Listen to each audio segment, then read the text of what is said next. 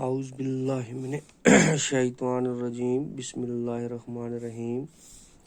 آج ڈیٹ ہے 7 جون 2021۔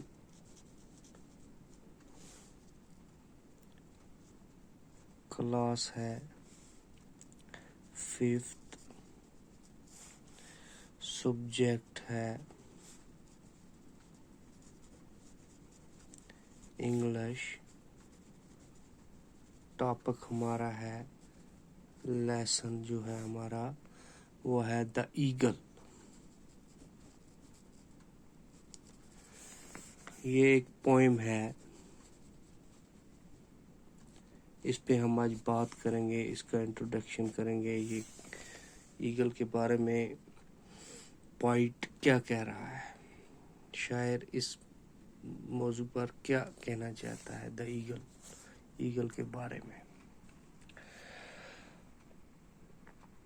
دی پوائٹ شروع کرتے ہیں۔ The poet says an eagle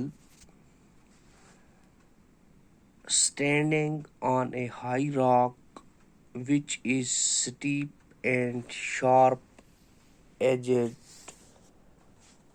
The eagle is holding the rock with its curved claws. It appears very close to the sun. Full stop. It stands all alone on the lonely rocks. The blue sky forms a ring around it on all sides. The poet see an eagle standing on a high rocks.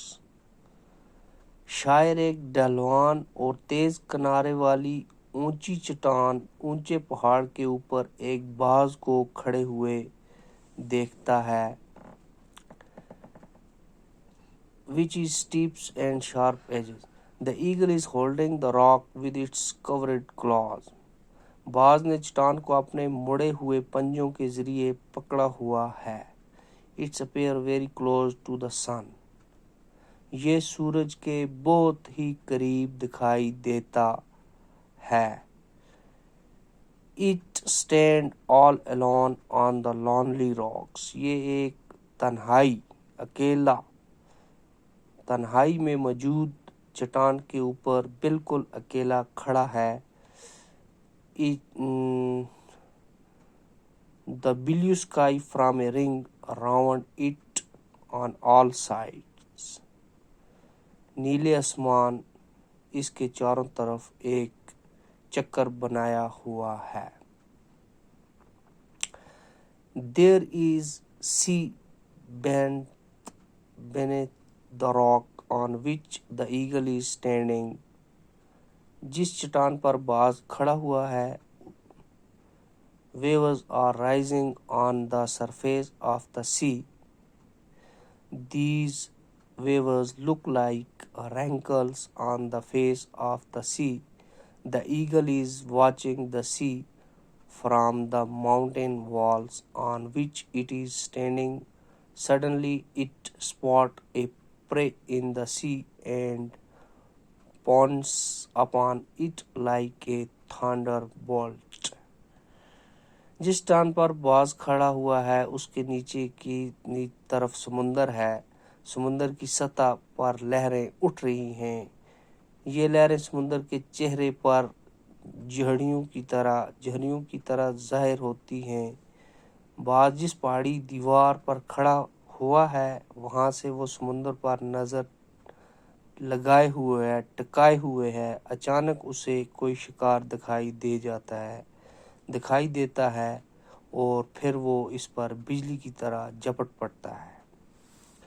تو یہ poem کی ہم introduction کر رہے ہیں، summary اس کی ہے، یہ چھوٹی سی سمری ہم نے بنائی ہے، تو یہ ہم نے پڑھی، تو اس میں پھر ہم بات کریں گے۔ شاعر ایک ڈھلوان اور تیز کنارے والی اونچی چٹان کے اوپر ایک باز کو کھڑے ہوئے دیکھتا ہے۔ باز نے چٹان کو اپنے مڑے ہوئے پنجوں کے ذریعے پکڑا ہوا ہے۔ یہ سورج کے بہت ہی قریب دکھائی دیتا ہے۔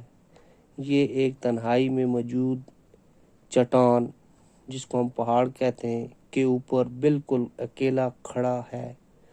نیلے آسمان نے اس کے چاروں طرف ایک چکر بنایا ہوا ہے۔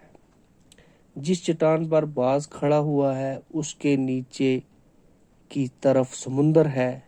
سمندر کی سطح پر لہریں اٹھ رہی ہیں۔ یہ لہریں سمندر کے چہرے پر جھریوں کی طرح ظاہر ہوتی ہیں۔ باز جس پہاڑی دیوار پر کھڑا ہوا ہے وہاں سے وہ سمندر پر نظر ٹکائے ہوئے ہے۔ اچانک اسے کوئی شکار دکھائی دیتا ہے اور پھر وہ اس پر بجلی کی طرح جھپٹ پڑتا ہے۔